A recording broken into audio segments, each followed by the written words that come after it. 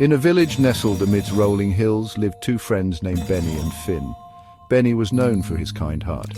He always went the extra mile to help others, whether it was carrying a heavy basket for an elderly neighbor or lending a listening ear to someone in need. His actions brightened the lives of everyone around him. Finn, on the other hand, was consumed by envy. He couldn't stand the sight of Benny being loved and appreciated by all. Benny's acts of kindness filled Finn with a bitter resentment.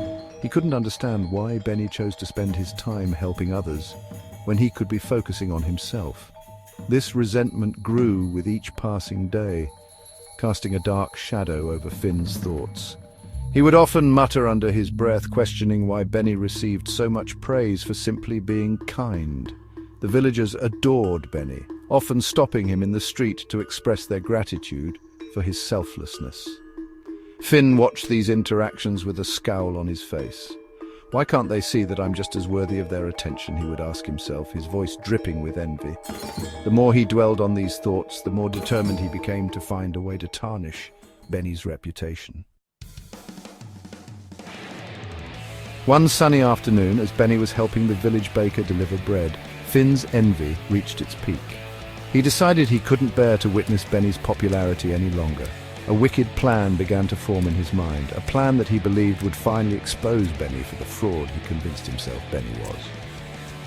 As Benny made his way back from the bakery, whistling a cheerful tune, Finn watched him from the shadows of the village well.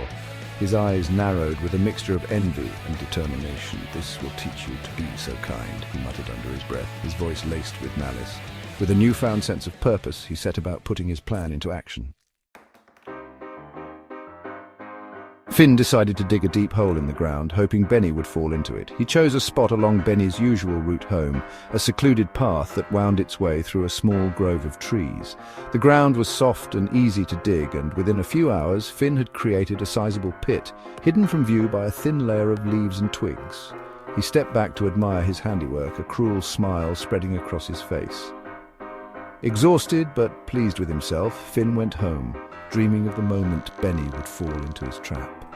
He imagined Benny calling out for help, his voice filled with fear and desperation, and he, Finn, would stand over the hole, relishing in Benny's misfortune.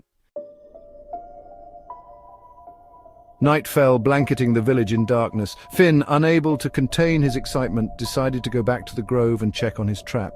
He wanted to make sure everything was perfectly in place for Benny's downfall. As he neared the spot, however, his heart sank. He had forgotten to mark the location of the hole, and in the darkness he couldn't tell where it was. He took a cautious step forward, his foot landing on what felt like solid ground. But before he could take another step, the ground gave way beneath him. He tumbled down into the darkness, his cries for help swallowed by the night. He landed at the bottom of the hole with a thud. The wind knocked out of him. Panic surged through him as he realized the gravity of his situation. He was trapped.